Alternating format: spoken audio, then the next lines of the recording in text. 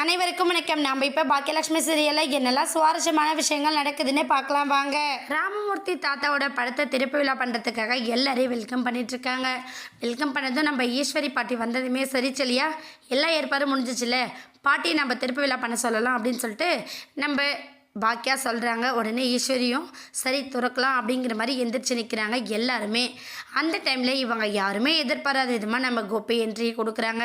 வரும்போதே ஒரு டெரராக வராரு நம்ம கோபி.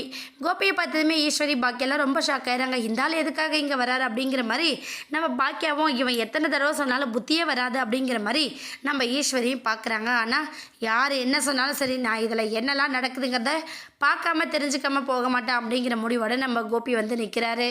அந்த டைமில் நம்ம பாக்கியா என்ன பண்ணாங்கன்னா, தாத்தாவை பற்றி அவங்கவுங்களுக்கு தெரிஞ்சவங்க எல்லாம் பேசிட்டோம் அப்படின்னு சொல்லிட்டு பாக்கியா சொன்னதுமே செல்லின்னு வந்து செல்வி கிட்டே கொடுக்குறாங்க.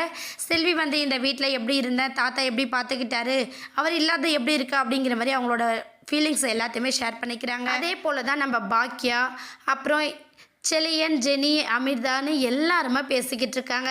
இதை எல்லாத்தையும் பொறுமையாக ஒரு பக்கம் நம்ம கோபி கேட்டுட்டு தான் நின்றுட்டுருக்காரு. ஏன்னா எல்லாருக்கும் சிறந்த தாத்தா, சிறந்த புருஷன், சிறந்த மருமக, மாமனார் அப்படிங்கிறத தாண்டி மகளாக மாறுற அளவுக்கெல்லாம் என் அப்பா நிலவராக இருந்திருக்காரு.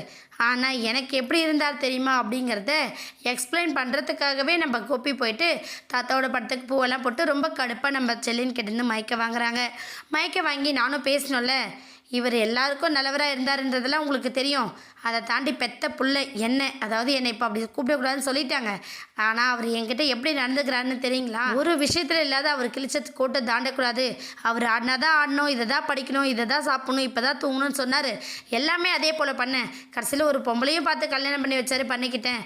எனக்கு பிடிக்கலங்கிற டைமில் எனக்கு பிடிச்ச மாதிரி வாழ்ந்தேன். அதுதான் நான் பண்ண முதல் தப்பு, ரெண்டாவது தப்புன்னு லிஸ்ட்டு அடுக்கிக்கிட்டே போகிறாரு நம்ம கோபி.